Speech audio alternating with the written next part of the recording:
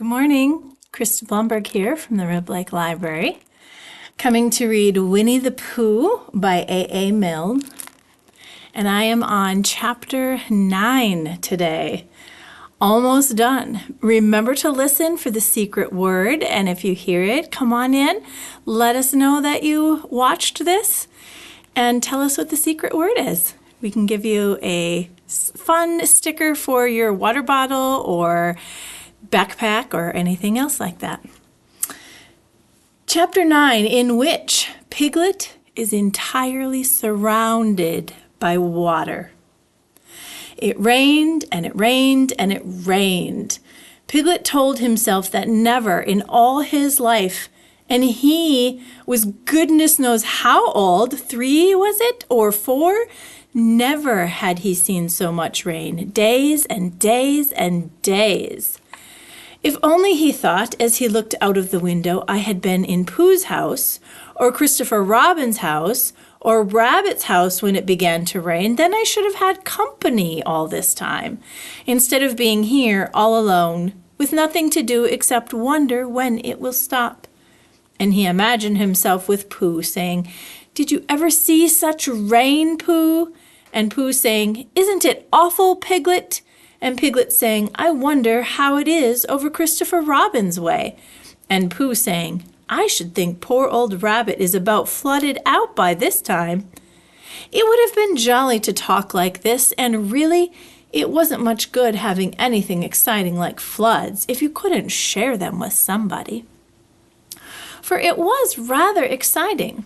The little dry ditches in which Piglet had nosed about so often had become streams. The little streams across which he had splashed were rivers, and the river between whose steep banks they had played so happily had sprawled out of its own bed and was taking up so much room everywhere that Piglet was beginning to wonder whether it would be coming into his bed soon. "It's a little anxious," he said to himself, "to be a very small animal entirely surrounded by water. Christopher Robin and Pooh could escape by jumping, or could escape by climbing trees, and Kanga could escape by jumping, and Rabbit could escape by burrowing, and Owl could escape by flying, and Eeyore could escape by making a loud noise until rescued, and here am I surrounded by water, and I can't do anything." It went on raining, and every day the water got a little higher, until now it was nearly up to Piglet's window, and he still hadn't done anything. "There's Pooh," he thought to himself. "Pooh hasn't much brain, but he never comes to any harm. He does silly things, and they turn out right. There's Owl. Owl hasn't exactly got brain, but he knows things. He would know the right thing to do when surrounded by water.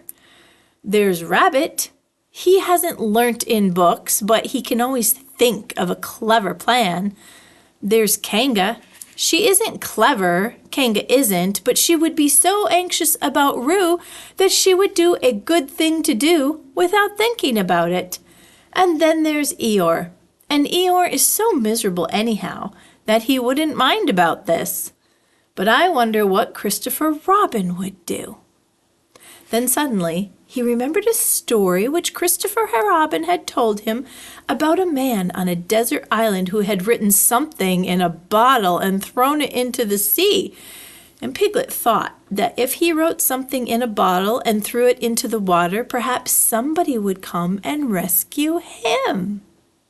He left the window and began to search his house, all of it that was underwater, and at last he found a pencil and a small piece of dry paper and a bottle with a cork in it, and he wrote on one side of the paper, "Help! Piglet! Me!" and on the other side, "It's me, Piglet! Help! Help!" Then he put the paper in the bottle and he corked the bottle up as tightly as he could. And he leant out of his window as far as he could lean without falling in, and he threw the bottle as far as he could throw. Splash! and in a little while it bobbed up again on the water, and he watched it floating slowly away in the distance until his eyes ached with looking. And sometimes he thought it was the bottle, and sometimes he thought it was just a ripple on the water which he was following, and suddenly he knew he would never see it again, and that he had done all he could do to save himself. So now he thought, somebody else will have to do something, and I hope they will do it soon, because if they don't, I shall have to swim, which I can't. So I hope they do it soon. And then he gave a very long sigh and said, I wish Pooh were here. It's so much friendlier with two. When the rain began, Pooh was asleep. It rained, and it rained, and it rained, and he slept, and he slept, and he slept. He had a tiring day. You remember how he discovered the North Pole. Well, he was so proud of this that he asked Christopher Robin if there were any other poles such as a bear of little brain may discover. There's a South Pole, said Christopher Robin, and I expect there's an East Pole and a West Pole, though people don't like talking about them. Excuse me. Pooh was very excited when he heard this and suggested that they should have an expedition to discover the East Pole. But Christopher Robin had thought of something else to do with Kanga, so Pooh went out to discover the East Pole by himself. Whether he discovered it or not, I forget, but he was so tired when he got home that in the very middle of his supper, after he had been eating for little more than half an hour, he fell fast asleep in his chair and slept and slept and slept. Then suddenly he was dreaming. He was at the East Pole, and it was a very cold pole, with the coldest sort of snow and ice all over it. He had found a beehive to sleep in, but there wasn't room for his legs, so he had left them outside, and wild woozles, such as inhabit the East Pole, came and nibbled all the fur off his legs to make nests for their young. And the more they nibbled, the colder his legs got, until suddenly he woke up with an ow! And there he was, sitting in his chair with his feet splashing in the water. And water all around him. He splashed to his door and looked out. This is serious, said Pooh. I must have an escape. So he took his largest pot of honey and escaped with it to a broad branch of his tree well above the water. And then he climbed down again and escaped with another pot. And when the whole escape was finished, there was Pooh sitting on his branch, dangling his legs, and there beside him were 10 pots of honey. 2 days later, there was Pooh sitting on his branch, dangling his legs, and there beside him were 4 pots of honey. 3 days later, there was Pooh sitting on his branch, dangling his legs, and there beside him was 1 pot of honey. 4 days later, there was Pooh. And it was on the morning of the 4th day that Piglet's bottle came floating past him, and with one loud cry of "Honey!" Pooh plunged into the water, seized the bottle, and struggled back to his tree again. "Bother," said Pooh as he opened it, "all that wet for nothing. What's that bit of paper doing?" He took it out and looked at it. "It's a message," he said to himself. "That's what it is, and that letter is a P. And so is that, and so is that, and P means Pooh, so it's a very important message to me. And I can't read it. I must find Christopher Robin or Owl or Piglet, one of those clever readers who can read things, and they will tell me what this message means. Only I can't swim. Bother." Then he had an idea, and I think that for a bear of very little brain, it was a good idea. He said to himself, "If a bottle can float, then a jar can float. And if a jar floats, I can sit on the top of it, if it is a very big jar." So he took his biggest jar and corked it up. "All boats have to have a name," he said, "so I shall call mine the Floating Bear." And with these words, he dropped his boat into the water and jumped in after it. For a little while, Pooh and the floating bear were uncertain as to which of them was meant to be on top. But after trying 1 or 2 different positions, they settled down with the floating bear underneath and Pooh triumphantly astride it, paddling vigorously with his feet. Christopher Robin lived at the very top of the forest.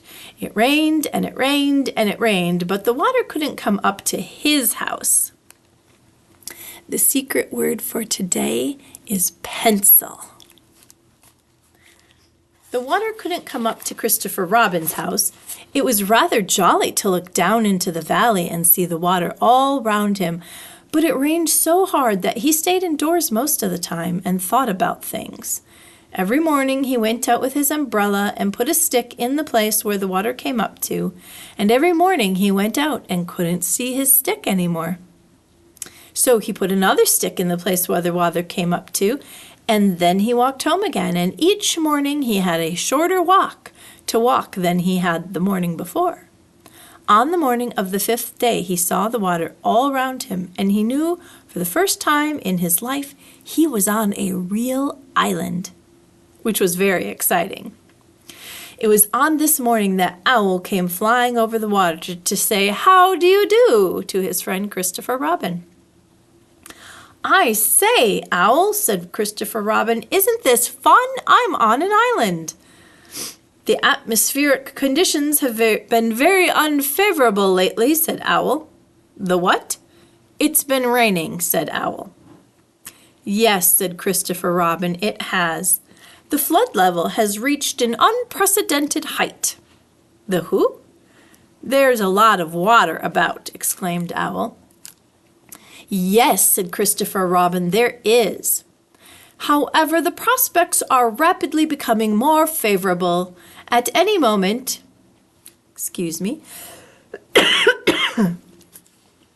Have you seen Pooh?"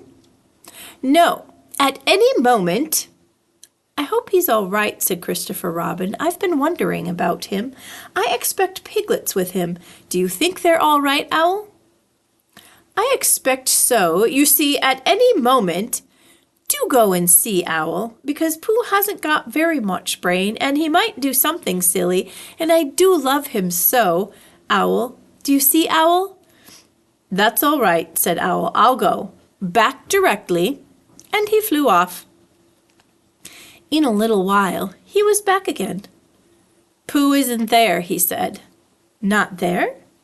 "Has been there. He's been sitting on a branch of his tree outside his house with 9 pots of honey, but he isn't there now." "Oh, Pooh!" cried Christopher Robin. "Where are you?" "Here I am," said a growly voice behind him. "Pooh!"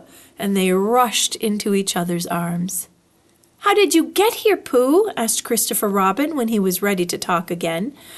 "On my boat," said Pooh proudly. "I had a very important message sent me in a bottle, and owing to have got some water in my eyes, I couldn't read it, so I brought it to you on my boat." With these proud words, he gave Christopher Robin the message. "But it's from Piglet," cried Christopher Robin when he had read it. "Is there anything about Pooh in it?" asked Bear, looking over his shoulder. Christopher Robin read the message aloud. "Oh, are those peas Piglets? I thought they were Poohs. We must rescue him at once. I thought he was with you, Pooh. Owl, could you rescue him on your back?" "I don't think so," Owl said after grave thought. "It is doubtful if the necessary dorsal muscles—" "Then would you fly to him at once and say that rescue is coming? And Pooh and I will think of a rescue and come as quick as ever we can." "Oh, don't talk, Owl. Go on, quick." And still thinking of something to say, Owl flew off. "Now then, Pooh," said Christopher Robin, "where's your boat?" "I ought to say," exclaimed Pooh as they walked down to the shore of the island, "that it isn't just an ordinary sort of boat. Sometimes it's a boat, and sometimes it's more of an accident. It all depends." "Depends on what?" on whether I'm on the top of it or underneath it." "Oh, well, where is it?" "There," said Pooh, pointing proudly to the floating bear. It wasn't what Christopher Robin expected, and the more he looked at it, the more he thought what a brave and clever bear Pooh was. And the more Christopher Robin thought about this, the more Pooh looked modestly down his nose and tried to pretend he wasn't. "But it's too small for the two of us," said Christopher Robin sadly. "3 of us with Piglet. That makes it smaller still. Oh, Pooh Bear, what shall we do?" And then this bear, Pooh Bear, Winnie-the-Pooh, FOP, friend of Piglet, RC, rabbit's companion, PD, pole discoverer, EC and TF, Eeyore's comforter and tail finder. In fact, Pooh himself said something so clever that Christopher Robin could only look at him with mouth open and eyes staring, wondering if this was really the bear of very little brain whom he had known and loved so long. "We might go in your umbrella," said Pooh. "We might go in your umbrella," said Pooh. "We might go in your umbrella," said Pooh. For suddenly Christopher Robin saw that they might. He opened his umbrella and put it point downwards in the water. It floated, but it wobbled.